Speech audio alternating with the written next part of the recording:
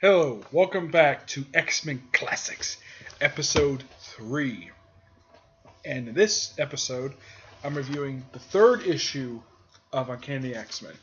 And in this issue is the debut of the Blob, in a story known as Beware of the Blob.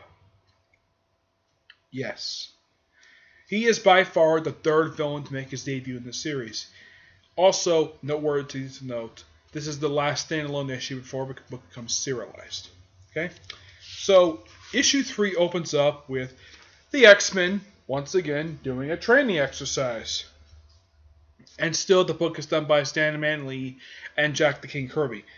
Pretty much no change in the creative department when it comes to this. There's not much change there when it comes to the creative thing, when it comes to this series. At this point in time, there's no major change, and there's no change until issue 14. That's when the thing starts changing. So you actually have a training exercise to start the issue off, and then after the training exercise is concluded, they just sort of fool around for a bit, and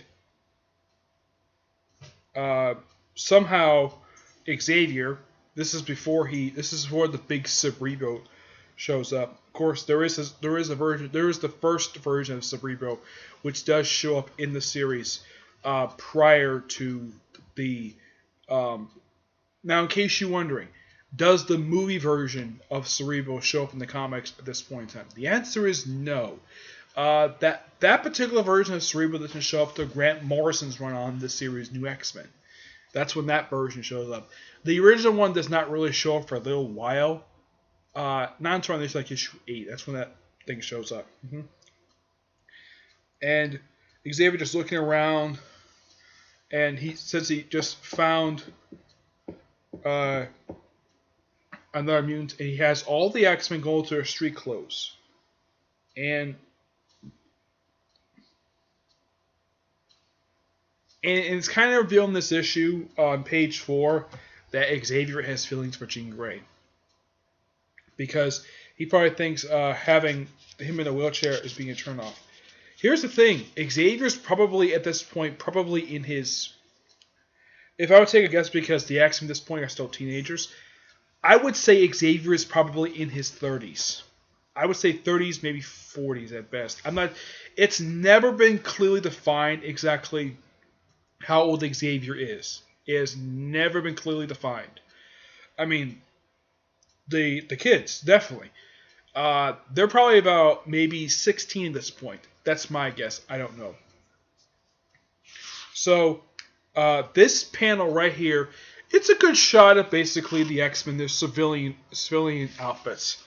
You have Scott and Warren wearing suits and ties, though Scott is wearing like a plaid shirt, and Warren is wearing like a blue suit, while everybody else looks different. And of course, Warren drives Jean Grey off in her car. So they go around looking for a new mutant, and Beast is something a bit unusual. He walks up a building with his gigantic feet, and there's these 2 construction workers just standing there taking down like a sign, and they're not noticing a guy standing on the building who's not Spider-Man. Yeah, this is quite weird. Now, basically, when it comes to this point, they're just looking for the mutant. Oh, and they found, and Scott is the one who finds him, and it's the Blob. Here's where this is like a briefly. Here he is in his first full panel appearance. That's his first appearance. That's his first full appearance in the comic. And Scott witnesses basically his strength. Basically, after the Blob shows up, he takes off his cape and his shirt for some reason. I don't know why. And the Blob is basically kind of like this immovable object. Now, when I look at this Blob guy, some people are thinking like the Blob, a mutant who's fat. Yeah, that's his character trait, the fact that he's fat.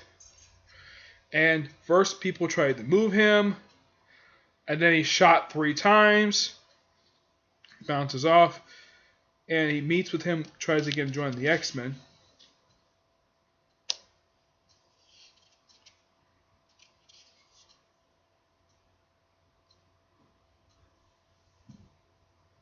And he basically sort of takes him up on the offer, but soon as he sees Jean Grey, he just basically tries to manhandle her. Then Scott just fires his optic blast at Blob's back. And of course, this is Blob in his trailer. Of course, Blob puts out a fire just to demonstrate his strength, basically. And they go to the Xavier Institute, and he's still, and this is the 60s, mind you. A lot of the time, whenever the Blob is talking this issue, he always has a cigar in his mouth. Now, nowadays, he doesn't have a cigar. They got rid of that. Just like how Wolverine tends to smoke cigars, Blob does it too. But it's the 60s, I'll let it slide. See? He's smoking. Something he doesn't do now. I mean, yes, I know he shows up in all new X-Men. I'm reading that now too.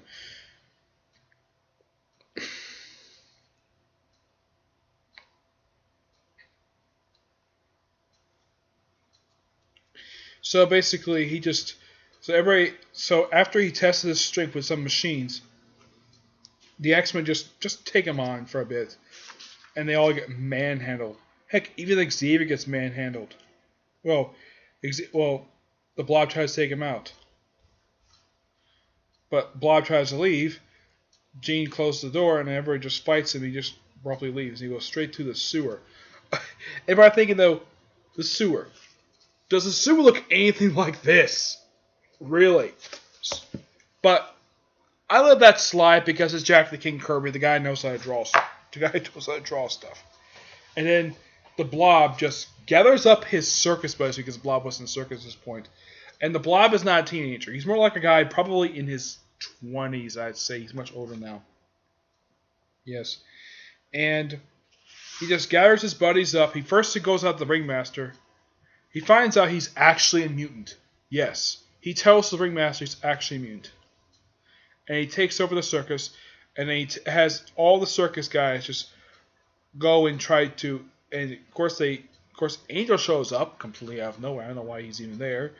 And they try to shoot him. Well, actually, it turns out that this Angel is actually just a holographic projection. And of course, the Blob just comes straight to... he takes his circus buddies and goes straight to the Xavier Institute, launching a full-scale assault on the mansion with his goons. Which makes this the first time ever in the series that the Xavier Institute has ever been assaulted. You know, where a group of people assault the mansion. This is the first time ever in X-Men history where this has happened. And the X-Men fights off the goons really well in a fight that lasts for several pages in this book. They just keep fighting and fighting. Of course, the Blob is defeated on the front lawn by having Cyclops, of course, try to blow the ground out from beneath him. And they still fight. And then somehow the Blob defeats all the X-Men. Well, yeah, he defeats all the X-Men, goes after Charles Xavier himself, and then Jean Grey uses her telepathic powers to take off her blindfold. Telekinesis. Removes the blindfold, takes the knife out, cuts, and just frees all the X-Men. And then, just before the Blob and his goons, let's call them his goons, basically try to take on Xavier himself, they're stopped by Iceman's ice wall. And then Cyclops does something pretty ingenious. He takes his optic blast and just blows to the floor. Blob falls in. And then after all the goons are defeated, Xavier erases everything from their minds. All knowledge of the fact that he's immune. And then the Blob leaves. Now, the whole thing of the knowledge of what happened over the past several pages from erased from his mind. Of course, he comes back 4 issues later. But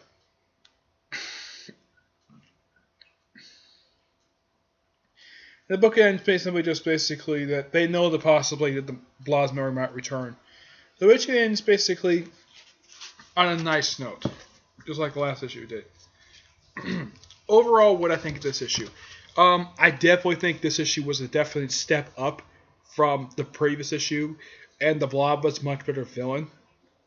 He's a great standalone villain, and the artwork is still fantastic by Jeff the King Kirby, like I keep saying. The issue itself is actually much more better told than the previous issue of the series, and so because I consider this issue very much an improvement over the previous issue of the series, which was kind of it wasn't necessarily a terrible issue per se, issue 2 was, but it was kind of disappointing. This issue was much better. Has a plot development, even though the X-Men themselves don't get much character development, just like the previous issue, the whole point of the issue is to introduce a new villain. That's simply it, because Stan Lee is trying to build a rogues gallery for the X-Men. And he does leave it open, just like with the Vanisher, that he could, well, the Vanisher not himself, because the Vanisher doesn't come back until like around issue 30 something.